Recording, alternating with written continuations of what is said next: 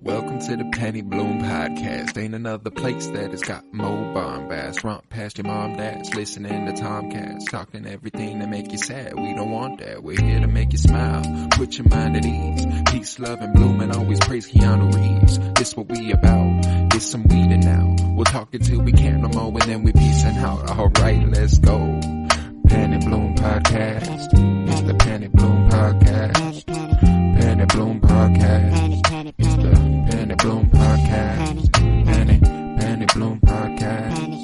Penny Bloom Podcast.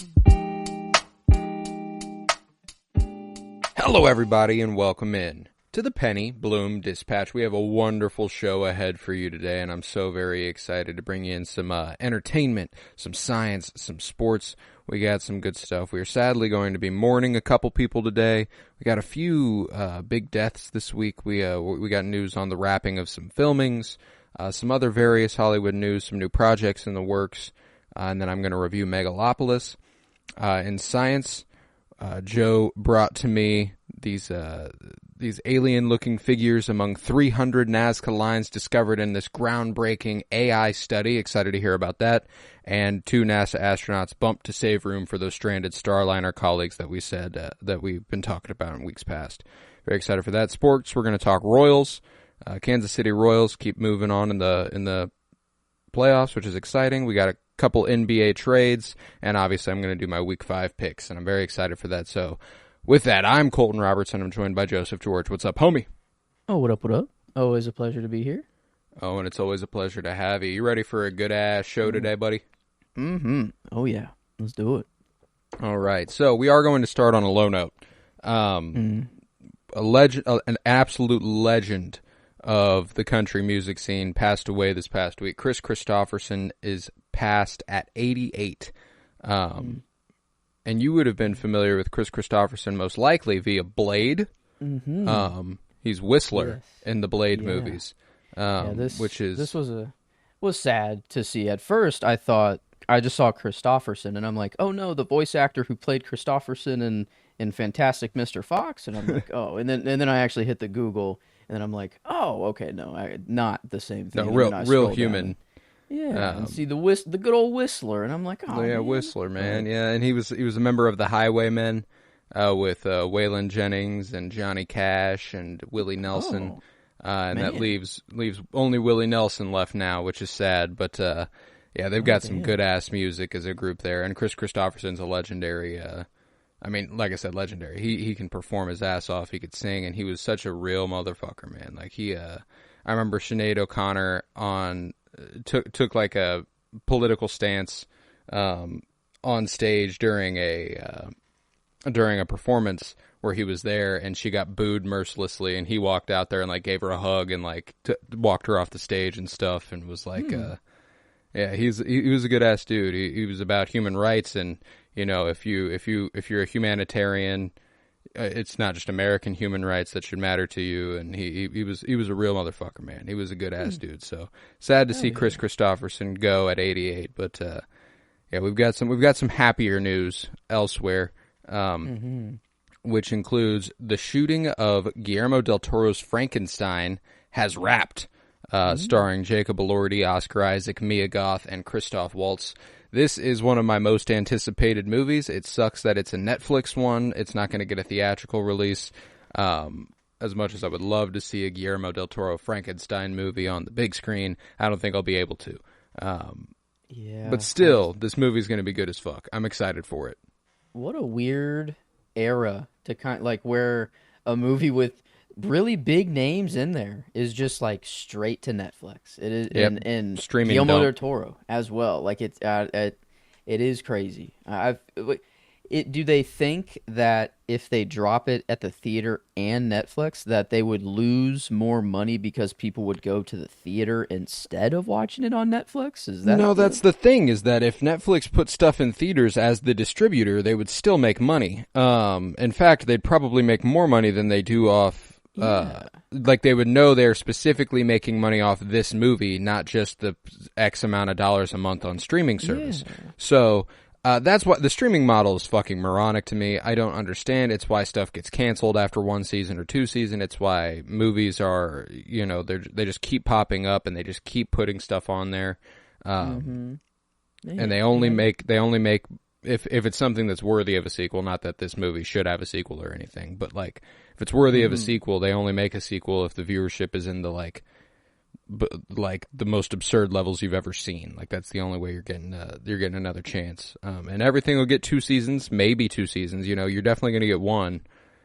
You might get 2, but if you get 2, that's probably it. So like Netflix it's a fucking mess, which I don't love. I don't love it, but I do love that Guillermo del Toro's Frankenstein is going to be coming out over there. Because regardless of what the problems I have with Netflix distribution, they make so much stuff with so much freedom for creatives.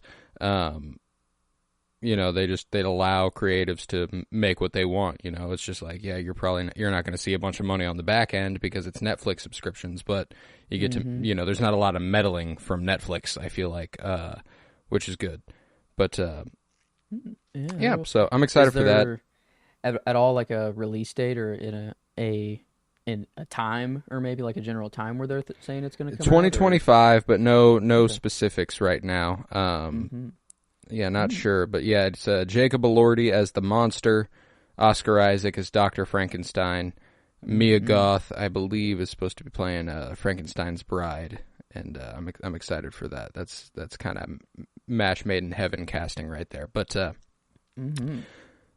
on in some TV news, this is just a funny one because I watched a little bit of both, but an Abbott Elementary and It's Always Sunny in Philadelphia crossover episode is happening, which is wild because the shows are tonally very, very fucking different. They're both extremely funny though, just in very different kinds of ways. It's going to be they're both set in Philly, which is why something like this can happen, and people had speculated that this is what was going to happen when Abbott Elementary said that they would be having a crossover episode in the new season to come. But yeah, no, it'll be fun. It's one I'll tune in for. I haven't caught up with Abbott, and I haven't watched all of It's Always Sunny, but that's one you don't really need to watch all of to get what's going on. It's Always Sunny. You can just kind of jump in anywhere and have some fun. But yeah, so that was just a little piece of news that I'm excited for. I think those are both some funny ass shows with some funny ass people, so that episode's going to be funny as shit. Very excited for that. Next up, this is just a wild sentence to say. Daniel Kaluuya will be getting a statue in London to celebrate his role in Get Out.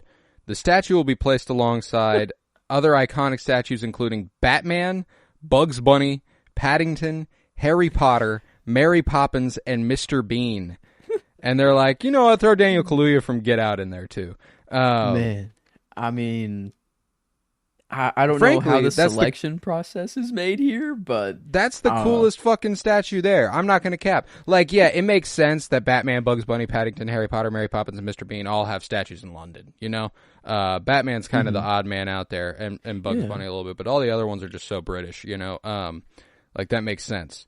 And Daniel Kaluuya is an English actor. He is from, he's from there. Okay. So like it makes sense that they're celebrating him. But like, it's just such a funny, like his character from Get Out. I'm assuming they're going to be making a statue of him in that chair with the tears streaming down. Like that's what I can imagine them making a statue of. Him crying? It's just going to be him forever in bronze in that fucking scared. I mean, that's the only way. That's the only way to me that it is a statue of him in Get Out and not just a statue of Daniel Kaluuya. You know what I'm saying? Like, yeah, I guess. If they're going for Batman and they're definitely going for the character and not just the person. Because I was thinking, like, I think this is more to celebrate Daniel Kaluuya. I think they're just picking his most iconic performance to make it. Because Daniel Kaluuya is really, really talented, and he's a really, really good actor. So, like, I imagine they're quite proud of him out there across the pond.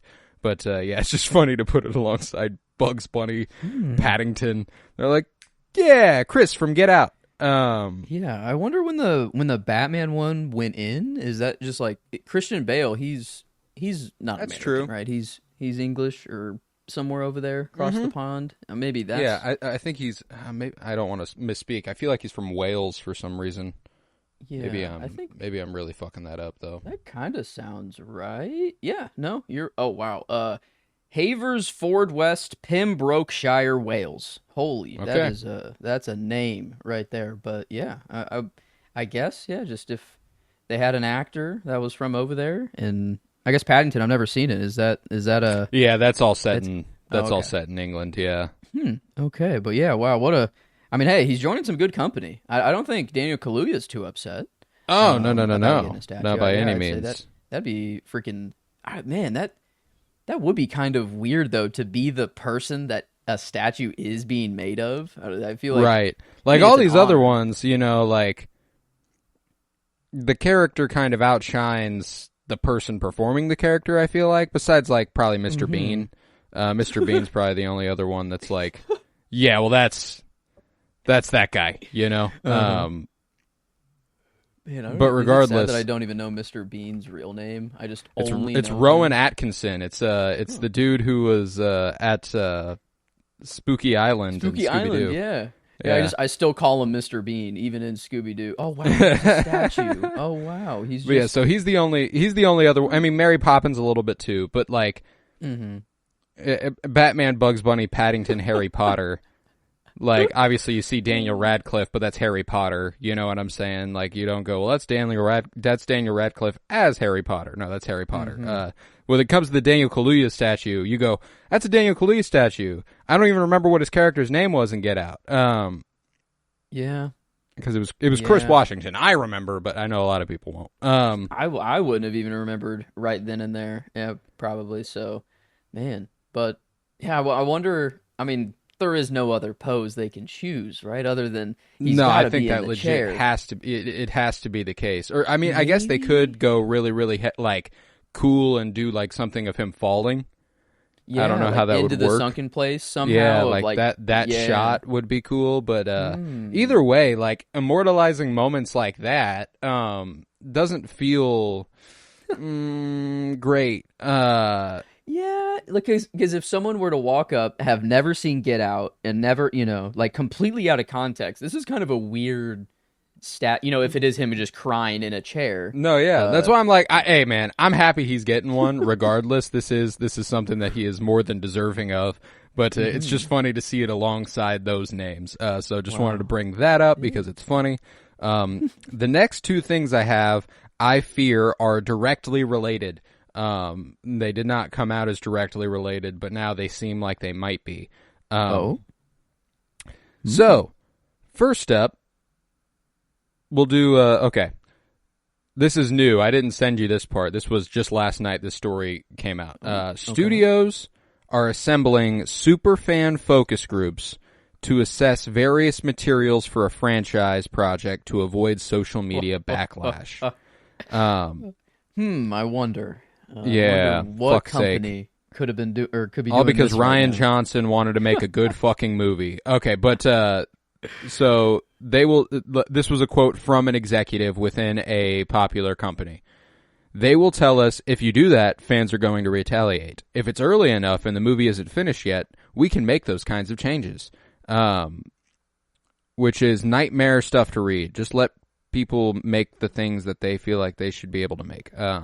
There's a lot mentioned in this article: The Acolyte, Rings of Power, The Last of Us, all sorts of stuff. Bridgerton, that has faced ridiculous backlash because white straight guys can't handle other people of other races or genders or sexual orientations in their fantasy stuff. So this is fucking stupid. I hate this. This is a dumbass way to go. And this is it just the company isn't actually named, but like no, it says Disney. It's multiple. It's studios. Studios wow. are assembling superfans. So I imagine Warner Brothers with DC, Disney, Lucasfilm with Star Wars, Marvel. I got to imagine even some other places like Prime. Like if it's a fucking corporation, I can't imagine they're going, it's fine, we don't need to do that. I mean, I guess if they just take everything from the superfans by heart and do it, then that's just wrong. But I feel like if I'd say there could be a positive if like the little detail of Kaidi Mundi or whatever not supposed to be alive. If that could have just been fixed, then no one would have ever brought it up. It could have just been squashed right there. Like little details like that. But I feel like if it's like no, change the show to be exactly what I want, then that's like and there's almost certainly a line there that I'm sure people wouldn't cross. But let's see, there was another quote in here that I thought was important. Let me see if I can't find it. Sorry, I only took down one of them like a dummy. But man, what are we doing here now? We're just letting super fans. Yeah, I don't. Maybe just ask normal people off the street. Maybe. Just and that was part of this. They said, they were like the vast majority of any fandom are casual fans. This is John Van Sitters said this. He's the vice president of the Star Trek brand. He said the number of people who live and die on the franchises are very, very few, and then those who come after the things they espouse to love with Venom are a really, really tiny subset of that already smaller subset of fandom. It's just much easier to see it now. I don't know that it's really much broader than things were in 1995. It's just that the bullhorn wasn't there, which is probably very true. Social media has just given them a chance to amplify each other. Yeah. It really sucks that this is all because of like a couple YouTube channels. Yep, that's all it takes. I mean, it's just you hear one opinion. I don't know. I feel like you hear one opinion from one person online, and then you're like, yeah, I align with that wholeheartody now. I'm not even gonna watch the show. I'm just gonna take that opinion as my own now. Yeah, I have a cousin. Who it was a couple months back when The Acolyte was a few episodes in. And I don't know, I can't remember if I told you this, but we were at dinner and he asked me, so The Acolyte, are you watching it? And I was like, oh yeah, man, I love it. And he's like, oh really? And I'm like, yeah, I really, really dig it. And I was like, why? What, do you not? And he's like, oh, I haven't watched it yet. I'm like, well, yeah, maybe you wouldn't fucking know whether or not I should like it, huh? Yeah, like, huh? He heard from a friend who listens to this guy that it breaks canon, Yep. And I'm like, okay, no, fucking watch it, all right? Like it make your own opinions about things, please, buddy. It'd be crazy if like there'd be a review for a movie, and then at the end of the review, they're just like, actually haven't seen the movie yet. Just going off secondary sources here for my review of this movie. It's a very strange. I don't know. I guess they must just trust those people wholeheartedly, I guess. Right. But I don't know. I feel like I trust my own brain first, and my own. I don't know what my opinion should be. It should come from my brain. That's the thing, is that like it's impossible for your opinion not to be swayed by outside sources. If your opinion can't be swayed by outside sources, you are a impenetrable individual. Like that's impressive. I'll go into things with preconceived notions, and I will go into it with an open mind, and this will come back around with my review of Megalopolis later. But ultimately, I'm ready to decide things for myself, But there's also this interesting thing where after the fact, after I've seen a thing, if I don't feel very particularly strong about it one way or another, positively or negatively, the way that most people receive it ends up being very important to how I see it. You know what I'm saying? Like, if I went and saw a movie and I was like, yeah, it was fine. I didn't think much of it. It wasn't too big. It wasn't too great. It wasn't too bad. This happened with Alien Romulus for me. I came out of Alien Romulus and I was like, yeah, there was a lot to like, but there was a lot I didn't, there was some stuff I didn't like. And then I got a lot of vitriol online of people posting and pointing out things that are not good about it, and I was like, yeah, that's true, that's not good in the movie, that's fair. So but the thing is that you can't make that opinion unless you're informed enough. You know what I'm saying? Like, it's all right for your opinion to sway as long as you have already engaged with that thing. Don't just form an opinion off something you've never even fucking watched. Yeah, that's true. The order of operations is wrong for them. They don't watch and then hear the source and then form the opinion instead of doing the actual robot. I don't know. crazy that we do live in this time. I think social media is just kind of the platform that they get. Without that, I don't think this would be a problem. No, but I don't. We can't just wave either. a wand and make that go away. But I mean, man, it is the idea that just they know who these super fans are, so they're going to directly contact them, or like you sign up for this thing. I'm not sure. That part's kind of unclear. There's a chance this is already happening. And I'm assuming it's a sort of reach out, like they'd reach out to you sort of situation. And I'm assuming that there's some sort of algorithm that's like how many times have they posted about this, and what do they have to say, et cetera, et cetera. I don't think it's just like we're going to go to Star Wars Theory and ask them how we should run Lucasfilm. That's what I was going to ask. How likely is that? Yeah, I don't think that's likely at all. In fact, I think that I think there's a lot of bad blood between Lucasfilm and Star Wars Theory, because Star Wars Theory is a very vocal, fucking stupid, fucking asshole. So I think that they might go to people who like Star Wars Theory, but they wouldn't go to Star Wars Theory himself. You know what I'm saying? I could see that for sure. Man. I mean, just back in the day, it was just George and whoever he let kind of run, or just everyone else shooting the movie. They didn't have any outside sources or people nagging at them and saying, "Oh, this is," or whatever. And man, I don't. It's it's just a weird. Yeah, I mean, and that'll come back around again with the Megalopolis review, because, I can actually say it right now. Adam Driver, in an interview recently, said the Megalopolis was like the best time he's ever had shooting a movie, because there wasn't somebody over Francis Ford Coppola's shoulder going, "No, you can't put that in the movie. You can't do that." Oh. Francis Ford Coppola is doing what he wants with the movie, and Adam Driver is like, fucking thank God. I get to have a great time and do ridiculous shit acting wise, and he'll like it. He'll put it in a fucking movie. It's not like there's an executive going, "No, actually, we're afraid that the fans won't receive this well." There's no fucking fans of Megalopolis going in. It's like, yeah. In fact, there's more than anything, people are going, "This is probably gonna fucking suck." So that's what's fun about it. But regardless, breaching the gap there. This next story is the one that broke first. And now I feel like it might be a result, potentially, of some of that super fan focus group thing. The writer, Matthew Orton, who worked on Captain America Brave New World, is writing a Bane and Deathstroke movie for DC. Which... First off, we've barely got Superman in the pipeline. This is kind of fucking insane that they're like, Bane and Deathstroke, that's another movie we're going to be doing. Yeah. Wow. I mean, I guess man,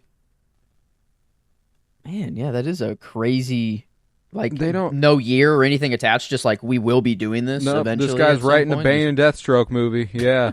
And it was the Hollywood Reporter that broke that story, I believe, and that's where I read it. So I was like, it's a legitimate fucking source. It's not like it's not the N. Snyder or fucking Daniel RPK or anything. No, it was the Hollywood Reporter who was like, yeah, this guy is writing a Bane and Deathstroke movie for DC. So that's just a bizarre combination of characters. It's like, yeah, I think it'll go well together on screen. I don't think that's a problem by any means, but it just feels like a couple crowd-pleasing villains. Yeah. I'm hoping maybe it's a Bane versus Deathstroke movie. That'd be cool. I could get with that. That'd be kind of interesting. I don't know. It's just a bizarre thing to be like, yep, that's something we're doing. Maybe it's Elseworlds. There was no other information about it besides the fact that it's getting made. So I don't even know if it would be James Gunn's DCU or if it would be an Elseworlds story. They did say that they'd be doing that. But it was just one of those things where I'm like, that feels like one of those one for them sort of movies.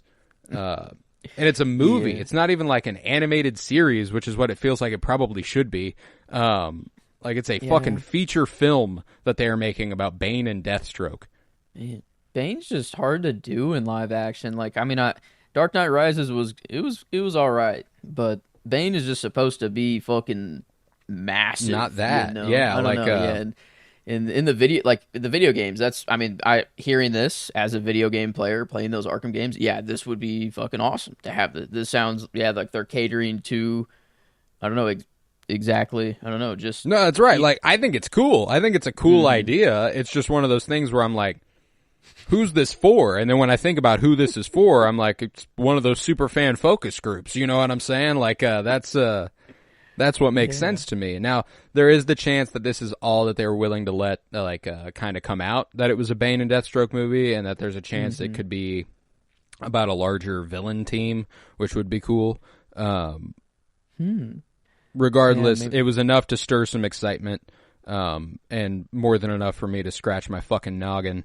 You know, I don't know what to expect from this, but yeah. So Matthew Orton writing a Bane and Deathstroke movie.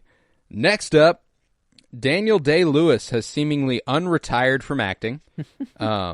He has been spotted shooting a new movie titled Anenome with Sean Bean, directed by Ronan Day-Lewis, his son. And so his last role was in 2017. He played what was his? I can't remember his character's name. I remember his last name, but I don't want to say that out of context because I'm pretty sure it's just Woodcock. Yeah, it is. Reynolds would be his first Reynolds name. Woodcock.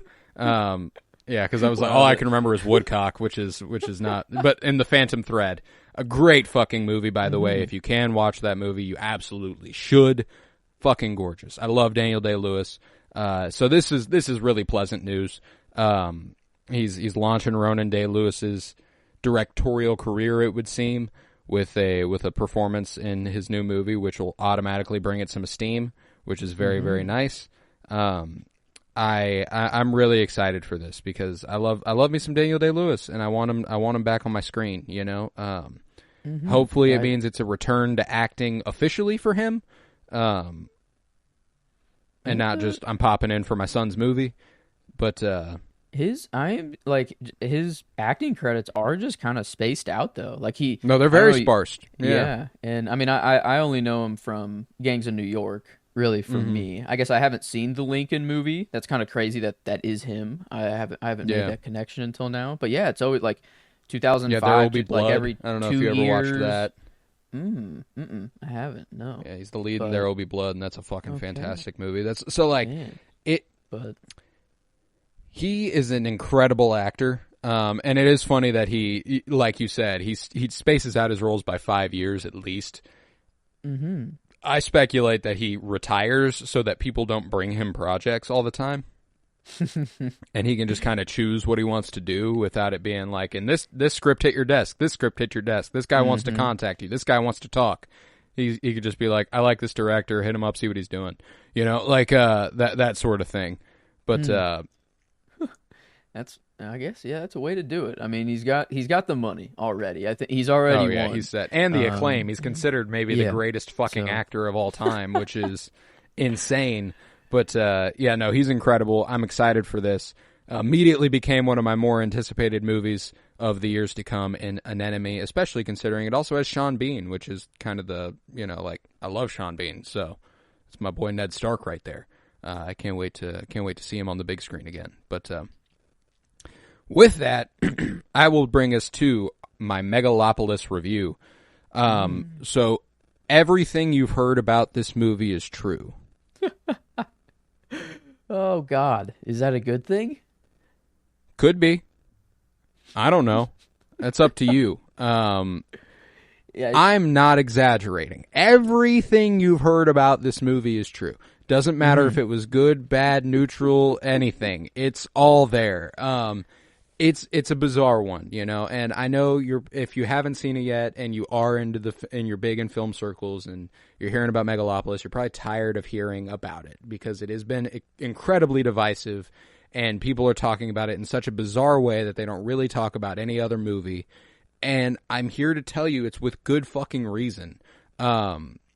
Like, I personally really, really enjoyed my time watching Megalopolis. I had a fantastic time in the theater. I went about 30 minutes early. I had a glass of wine at the theater bar. I do not recommend that. The wine was fine, but it was $17 for a glass. I did not know that. Oh. Don't do that. Oh. Yeah, I was like, okay, I guess it's just one for me. Fuck's sake.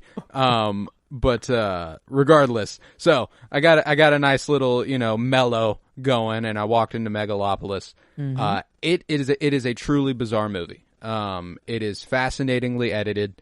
The writing is extremely hit or miss. It's very, very stylized, very heightened.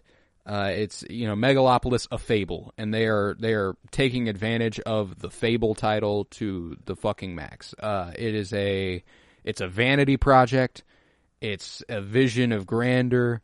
It's bizarre in every sense of the word. It's fascinating though, and it glued me in. It's 2 hours and 20 minutes, and I thought it was going to be a slog. I thought I was going to it was going to be a chore to get through that. It absolutely wasn't, because I'm spending most of the time trying to figure out what the fuck is going on. It keeps you so engaged that you don't feel time pass. It just goes. It's just gone, Adam Driver might genuinely be my favorite actor working. I love that guy. I think he is so talented. And specifically of his generation, I guess I should say, more specifically. Mm-hmm. I don't think he's been in anything I didn't like him in, as far as what I've seen, of course. And with a lesser lead, there's a really, really good chance this movie isn't... I don't receive this movie as well. He just makes a lot of really fascinating choices. He commands the screen with, like Ferrari last year. He had that girth, I wouldn't say he had that girth here, but he commands the screen. That is what he does, and he has such a self-possessed sense of indignity and ridiculousness and shamelessness, and he just goes for it, and I really, really appreciate it. Aubrey Plaza is incredible in it. She gets to play a fucking freak, which is something she's good at. Giancarlo Esposito gets to play a character that's not Gus Fring, which is great. I was excited for that because I love Giancarlo, and I need him to not keep playing villains that are stoic and menacing and fierce. He's good at it, but let's go. Come on now. Somebody cast him in a role he can do something in, and this is one of those. He does a really good job. The toughest job in the movie, excuse me, was Natalie Emanuel's. And you're familiar with her via Game of Thrones, as she played Missandei. She's the lead actress in this movie. Okay. She had far and away the toughest job. And to the point where I wouldn't really describe her as great in the movie. She's fine. She's passable. She's the closest thing this movie has to an everyman. Kind of an outside source, looking in, asking the questions we want to ask, and kind of she's just kind of the audience's way in. And the movie shouldn't really have an audience's way in. It should just be fucking absurd. So she gets to play a character that doesn't really fit. It doesn't feel like, not completely anyway. So her performance suffers for it. I think she had the toughest job. Shia LaBeouf's character is fucking awesome. I love the character. Terrible fucking guy, both the character and the actor. But the character really pushed the story forward in an interesting way. Same thing goes for Jon Voight. His character was fucking awesome, but I fucking hate that guy. There's a fucking hysterical scene with Shia LaBeouf, Jon Voight, and Aubrey Plaza that is one of the funniest scenes of the year. It's so fucking ridiculous, and I can say that about pretty much any part of the movie.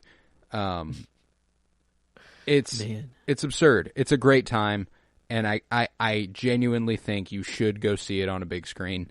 I know you'll hear otherwise. I've seen people say that it's not worth your time. I just can't really fathom how something this earnest... It is...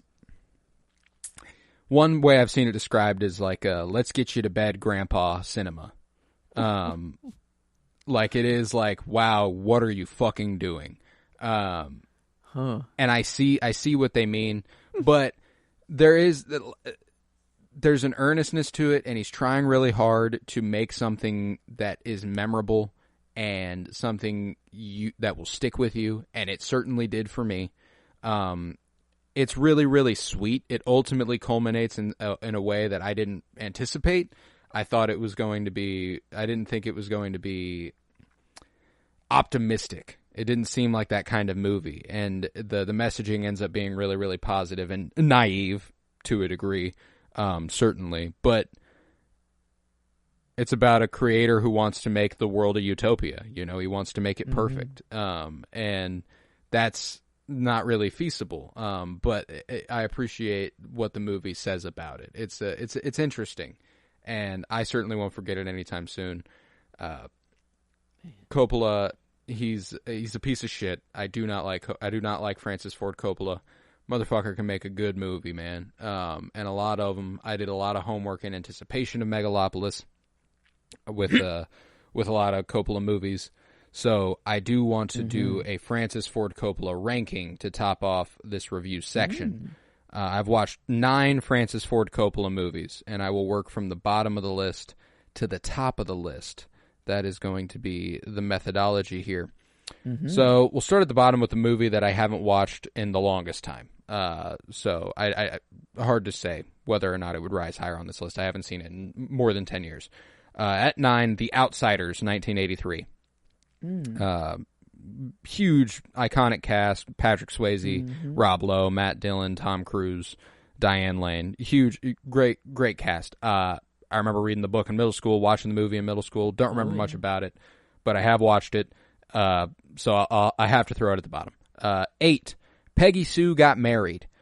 This is So here's what I'm about to say. I don't really remember The Outsiders. I love 8 Francis Ford Coppola movies. Like, I genuinely fucking love the top 8 here, and that's crazy. Peggy Sue Got Married at 8. Kathleen Turner and Nick Cage. Premise is that Peggy Sue faints at a high school reunion, and when she wakes up, she finds herself in her own past just before she finished high school. So she kind of gets a chance to do things over and play with it in a different way than she would have at the time. So that's a good movie. At 7, and this is where it gets fucking tough. Peggy Sue Got Married was comfortably 8. But 7, 6, 5, I don't know. They could kind of be anywhere on any given day, and I kind of hate that this is here, but it's where it has to be to me. Rumblefish at 7. Great fucking movie. Really stylized, heightened dialogue, a lot like Megalopolis, but it's a lot more coherent, I'll say. Mickey Rourke is in it. He plays a character called the Motorcycle Boy. He's really, really good. We got Matt Dillon playing Rusty James, and they exclusively refer to him as Rusty James. There is no Rusty. Hey, Rusty James. It's kind of a late 50s, early 60s biker sort of thing in this otherworldly small town, and they're trying to make it out, and it's good. It's good as shit. So 7, Rumblefish. 6, this is where I am going to be putting... I think this is where I have to put Megalopolis. I think it's where I have to, because the top... He's made 5 fucking classics to me. But Megalopolis, I think, has to go at 6. I think it's a classic for a different reason, not because of its quality strictly, but because of the way it sits with you. So Megalopolis at 6. At 5, The Conversation, starring Gene Hackman. And John Cazale. John Cazale was only ever in 5 movies, 2 of which were The Godfather Part 1 and 2. Another one was Dog Day Afternoon, The Conversation, and The Deer Hunter. All 5 were nominated for Best Picture, and 3 of them won. So wow. That's always an interesting fun fact. But Gene Hackman's so good in this. It's about a sound guy who he's like a surveillance expert, and he has a crisis of conscience when he suspects that the couple he's spying on will be murdered. So he's trying to prevent that in some way. It's a good one. 4, the top 4 are fucking insane. This is an all-time fucking 4 movies for a director having had a hand in. Apocalypse Now at 4. We've watched this together for the podcast, and I got to revisit it ahead of Megalopolis. Fucking insane. Love the movie.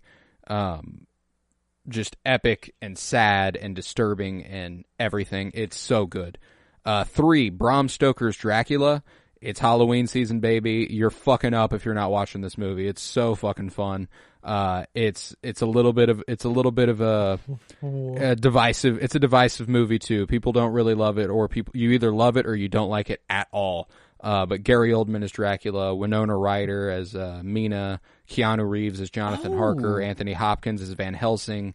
It's this one. Okay, that's right. Okay, it's this guy. This is the first time I've seen I don't know, who is this that I'm looking at? Is that Gary Oldman with some like heart hair or like buns in the back of his head or something like that? Yeah, as Dracula with all the heavy makeup on.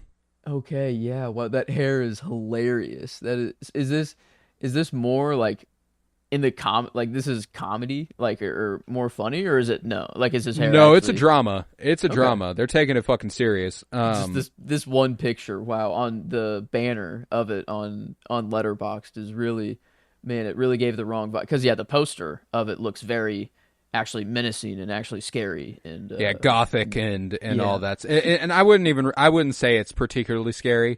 It's got horror elements for sure, but it's more it's just more an impressive feat of the Dracula story. I think it kind of it humanizes Dracula to a degree more than he's ever really been humanized to me, which I really appreciate. I think it's cool. So I like Gary Oldman a lot. I like Winona Ryder. I love Keanu Reeves. That was a match made in heaven. Top 2, Godfather and Godfather 2, whichever way you want to spin it. I don't give a fuck. On any given day, one or the other is my favorite. I don't know which one. Yeah, man.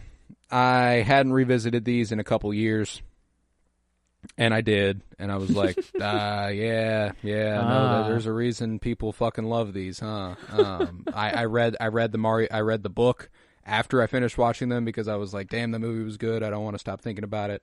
So I read the book. Incredible adaptation, I came to learn. Just unbelievably good adaptation. It's crazy. It's crazy what they were able to pull off there. So Godfather and Godfather 2, 2 of the greatest movies of all time. Got to be the top 2 Francis Ford Coppola movies. So that is my Francis Ford Coppola ranking, and with that, I can conclude entertainment for you. Okay, wow, there we are. Yeah, I don't know, I do need to see Megalopolis. I've just heard the editing alone is just, you have to witness it. You can't really fully explain. Like, I've seen so many tweets that are just like, this is exactly what sitting in Megalopolis is like, and they were all very hyperbolized. But then there was, I don't know, I forgot what the video was, but someone was like, no, this is the most accurate one so far. Yeah, I know. I remember that too. I can't remember which one it was. But man, no, I do need to get in there, and I do need to see this one. So, but the poster alone, well worth your time. Man, I'm intrigued. But okay, I guess if we just want to get through the science ones. The SpaceX one is pretty quick. It's kind of sad, I guess. Two astronauts had to just stay on Earth instead of actually going up to the space station to make room for the 2 stranded, in air quotes, I'll say, astronauts that are up in the space station. You see every picture of them that's come up. They are just smiling ear to ear. They're not be happier great time out there. Yeah, to be up there. But it was just kind of sad to like, I didn't think about this at the time, but this is just how it had to be done. Like, 2 people just had to stay on Earth in order to make room for these 2 to come back, and then to hear like their testimonies of being like, yeah, it was really sad to watch my rocket go up into just to be on Earth and not be inside of the thing and watch it go up into space and do all the all the mental, get prepared for that. Because I mean, goddamn, I couldn't imagine actually just strapping down in the top of a rocket and going. That's something that I don't know. I don't even know how to begin for that. But yeah, I mean, they're still coming back in February, so it's not like they're coming back anytime soon still. The capsule will be up there for a while because these astronauts will have to do their mission that they were supposed to do, but with two less. I think it's kind of funny that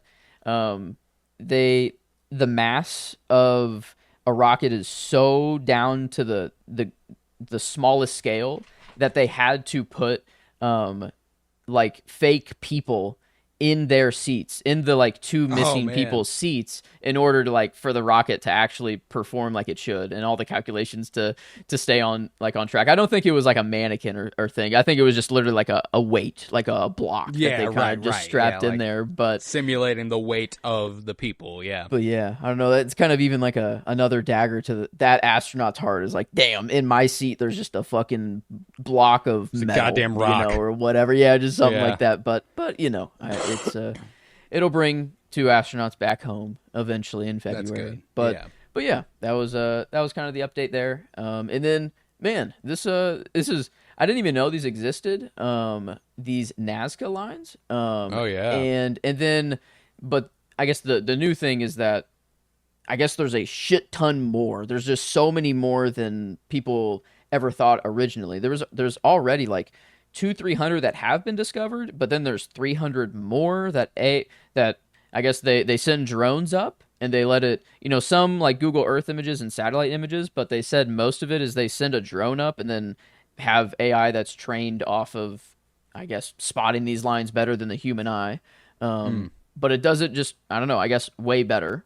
And within like 6 months, it found 300 new sites completely.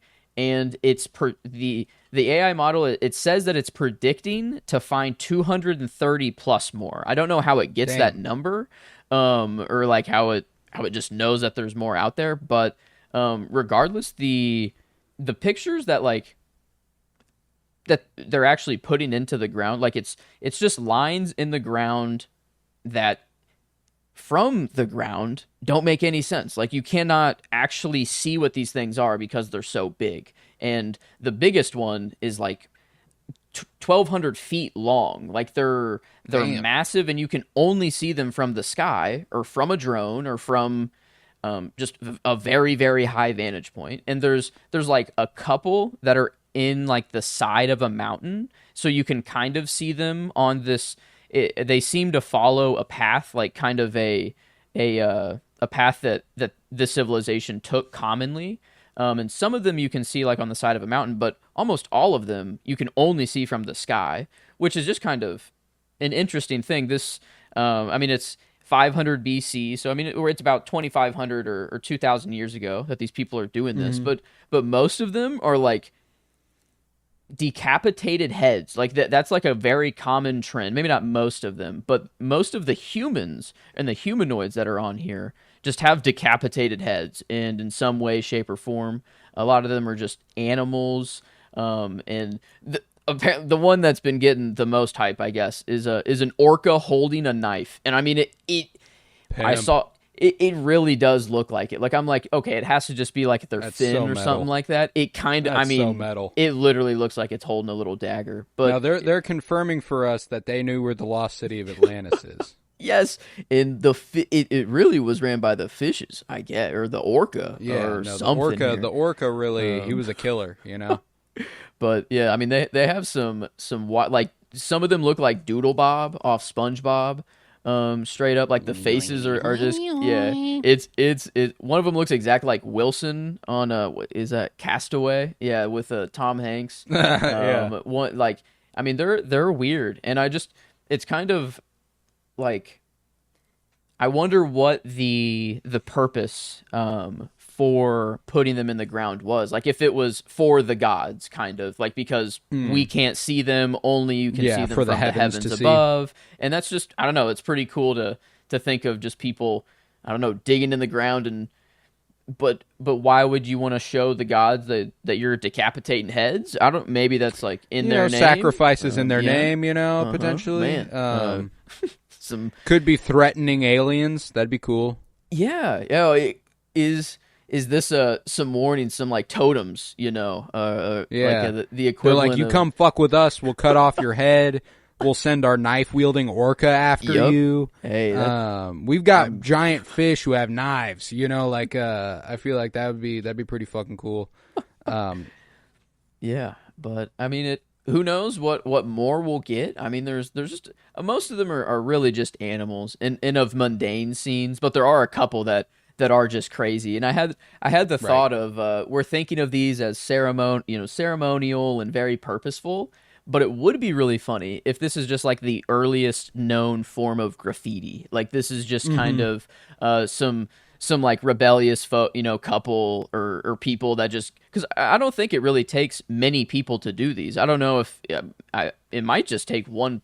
I don't know. I guess it's kind of crazy to think that they can see or know what they're doing is right, and that the picture actually comes out so well whenever you look up from such a high vantage point. But I wonder if, I don't know, it would be kind of funny if it's just actually like, I'm gonna put my mark here.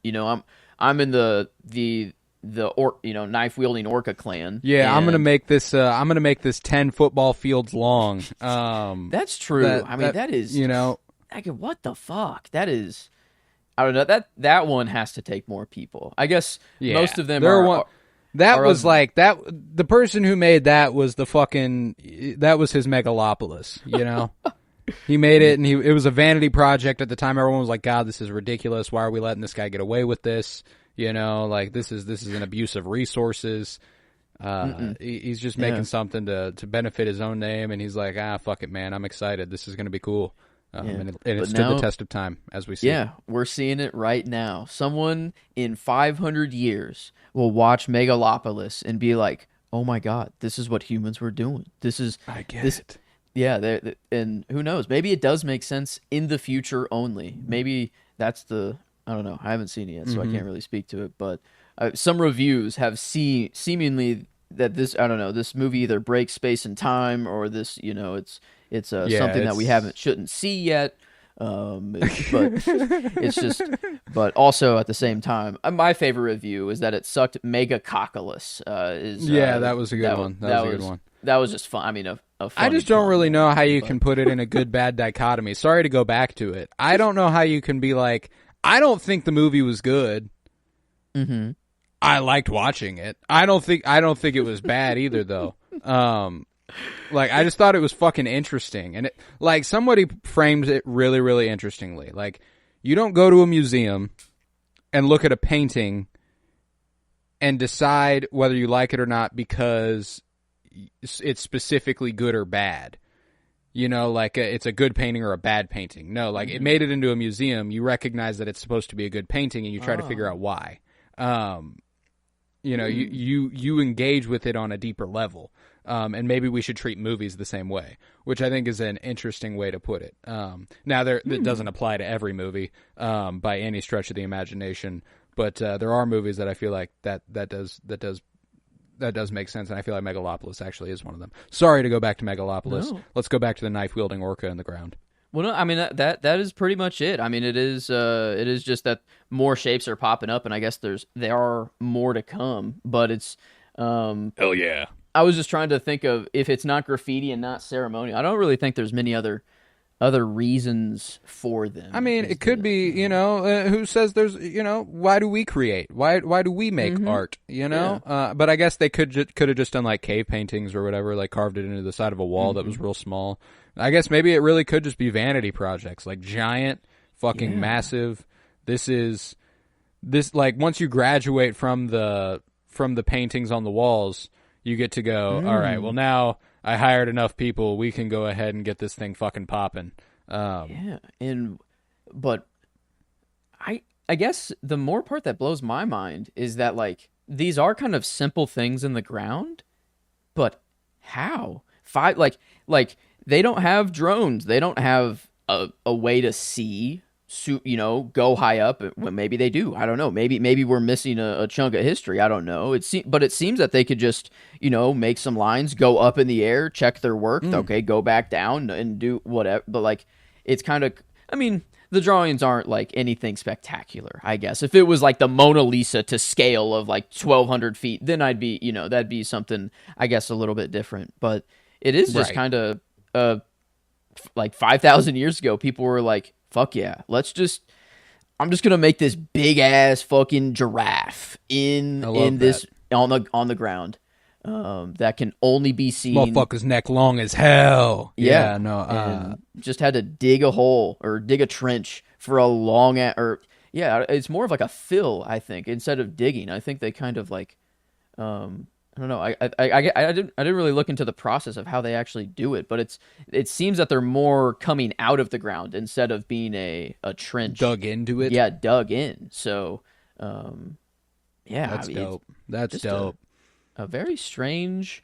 Who knows what people were doing? Could have been graffiti. Could just be art. Could be maybe just landmarkers. I don't know. Like, hey, we passed the giant giraffe. Now we're only a day away from the knife-wielding orca. Now I don't know. Who knows? Maybe exactly. They're just landmarkers. But yeah, that's Anybody seen the fish with the knife? Yeah, like, damn, we're going in circles. Back. Yeah, we're going in circles. I saw that damn giraffe 4 times now. But yeah, that's good stuff. That's pretty much it, though. All right. But yeah. Kick ass. The Nazca lines. Those have always been interesting to me ever since because I learned about them in an anthropology course. Ooh. And when I was taking one at the community college, and I really really dug that idea. Yeah, but people were booing. Regardless, back then. we were kicking it. We were fucking kicking it. But let's move to sports. I'm going to try to make this a little bit of a breeze. We've got some really good news in Kansas City as our home teams are doing quite well. We just the Kansas City Royals advance to the ALDS. So since we last got together last Friday morning, or no wait, it was 2 Friday mornings ago. I forgot we didn't talk last week. So since we last talked, we clinched the playoffs and competed in the wild card. So we swept the wild card, only scoring 3 runs, which is absolutely insane. That's some pitching and defense right there. Love to see it. And we're moving to the ALDS where we'll face the Yankees. Tweet of the week for me is I thought the Yankees versus Royals was settled in 1776. Love that stuff. But ooh, wow. Okay. That I wouldn't have even come close to putting that together. No, I was like, that's a fucking great tweet there. I love that. But we're going the Kansas City Royals. The Kansas City Royals are the first team in MLB history to lose 100 games in one season and then win a playoff series the next year. So we're bouncing back like crazy. Bobby Witt Jr. has been insane. We got past Squatch back. It's been good. So I'm excited for the ALDS. I'm holding out hope. You know, I'm not writing us off, but you know, I've won my World Series with the Royals. You know, like I've had that time. I'm good. You know, anything that happens, it's just a cherry on top. I love it. So I'm very, very happy to see the Royals winning. In other sad baseball news, depending on who you are, Pete Rose dies at 83. Absolute legend. You know, banned from the Hall of Fame for gambling, which is now very, very widely legal. Obviously not for players doing it, right? But he bet on his team to win typically, which is. So it was typical. Oh, so he actually did bet to lose sometimes? I don't know that for sure, but I know that the norm for him was betting on his team to win, which is, you know, like if there's going to be a way to bet, I think that's a good way to bet. But yeah, I don't know. It is sad, I guess. I feel like that. I don't know if it's Hall of Fame disqualifying. Like, does that mean I don't know. I guess my grandfather was banned a big from fan. baseball.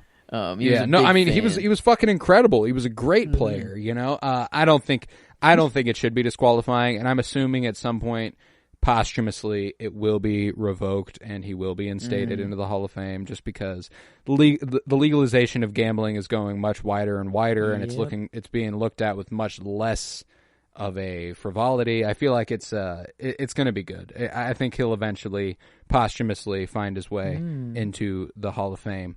But if you're gonna bet one way, at least he's betting on his team to win. You know, that's like that's just giving him more motivation, giving him, you know, that's like I fucking put money down. I gotta win, and you're betting on yourself. But but man. But yeah, regardless, R.I.P. to Pete Rose, passed at 83 this last week. We'll go to basketball. We've got some one piece of interesting news and another piece of sad news, so I'll start with that. Legendary shot blocker Dikembe Mutombo passed away at 58. What? Yeah, after a battle with brain cancer. Man. Man passed. No, not today. Dikembe Mutombo passed away at 58. Very, very sad. Absolute legend. I loved watching him whenever I did get a chance to watch him. Because I did for a little bit. You know, he was in the later years of his career, but he was always a fun player to watch because he was such a defensive monster. So rest in peace, Dikembe Mutombo. Absolute legend. And then the last piece of basketball news is a massive trade, which sent Karl Anthony Towns to the Knicks. Sorry. The Timberwolves and the Knicks made a trade, and they are both obviously playoff contenders in the East. The Knicks were a playoff contender in the East. The Timberwolves a playoff contender in the West. So this is big. Karl Anthony Towns is heading to the Knicks in exchange for Julius Randle and Dante DiVincenzo, which are some pretty key pieces for the Knicks. They're putting a lot on Karl Anthony Towns here. Hard to say who won this trade for sure, but it's a big one, and it's going to be exciting to see Cat with Jalen Brunson and that young team out there. But Julius Randle and Anthony Edwards and Dante DiVincenzo, that could be an underrated big three out there. I'm excited to see what happens there. But with that, I will do my Week 5 picks. I'm already 1-0 on the week. Bucks and Falcons came to overtime last night. Ultimately worked out for me as I picked the Falcons and they won, which is huge. But let's see. This week, we've got Jets at Vikings. I'm going Vikings. I don't like the Jets. Fuck them. I don't need them. Who needs them? I'm going for the Vikings to go 5-0. Sam Darnold for MVP, baby. Let's go. Panthers at Bears. Ugly ass game. I'm going Bears just cause. I'd like to see them win. So I'd like that to go their way. Browns at Commanders. Fuck the Browns. Fuck Deshaun Watson. The Commanders have been on a fucking hot streak. They're going to win.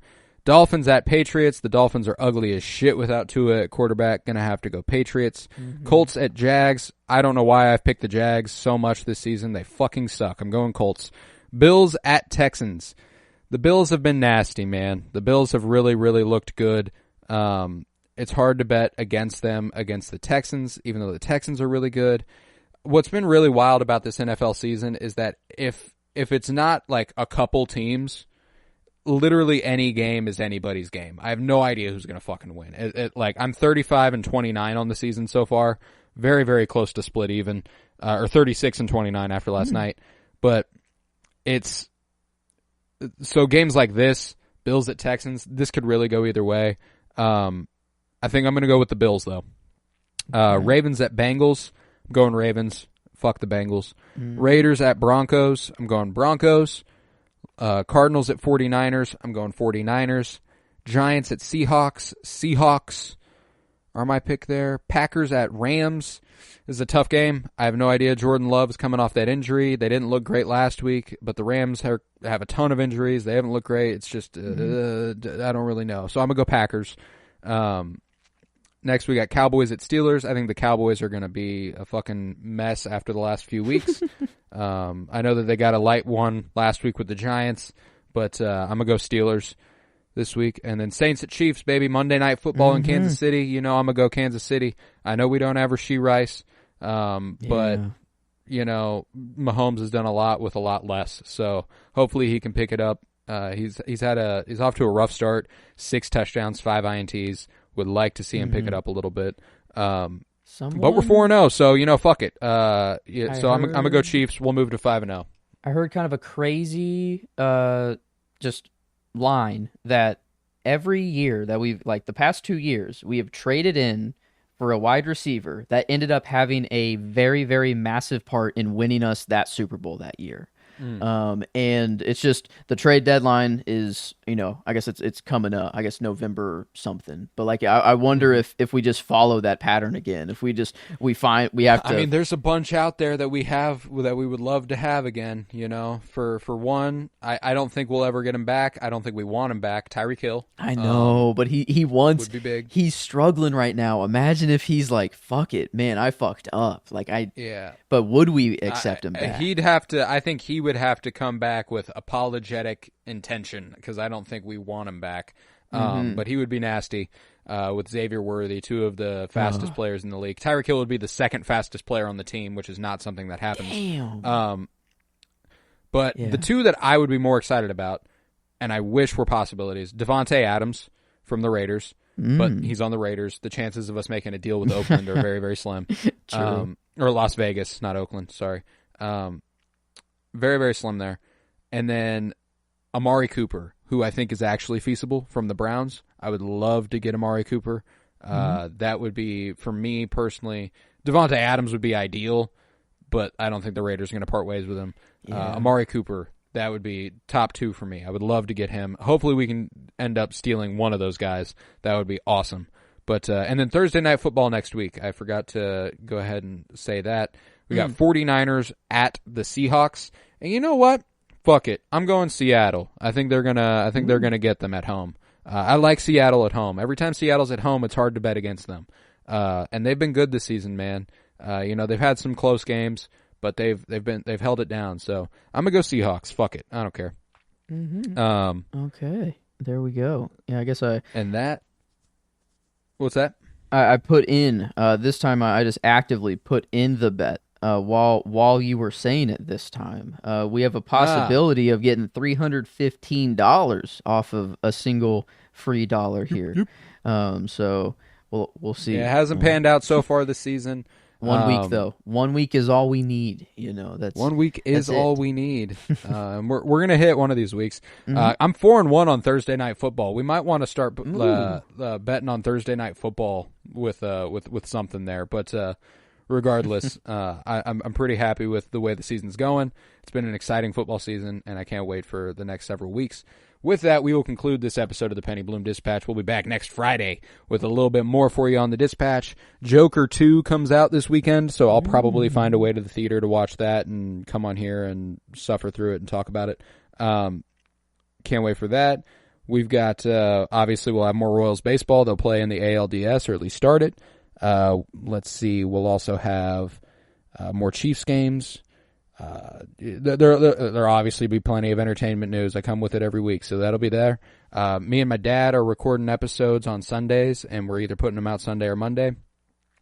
We're doing, divisional dons. We pick our favorite football player from every team in a certain division. It's a lot of fun. Next week, I actually am watching The Bear, and he's watching Shogun at each other's recommendation, and we're going to discuss those. Very excited for that, so that you can look forward to that. A lot of stuff coming. So we are officially 1 week out from the premiere of The Sentimentalists. That is starting next Friday. Star Wars A New Hope live commentary. You gotta be there. You gotta. So go ahead and subscribe to The Sentimentalists wherever you get your podcasts. There's already 12 episodes available. Our cinema surprise season. You gotta check it out. Let's see. Yeah, I think that's all I'll plug right now. Death by Television. We've got The Penguin, 2 episodes deep. Episode 3 comes out this Sunday. We'll be covering that on Monday. So Death by Television, go check that out as well. Leave a 5-star rate and review wherever you might be listening, and download the episode. That's a huge help. I was Colton Robertson. I was joined by Joseph George. Thank you very much, homie. Oh, thank you for having me. It's always a pleasure to be here. Oh, and it's always a pleasure to have you. And remember, peace, love, and bloom. And let's go Royals, baby.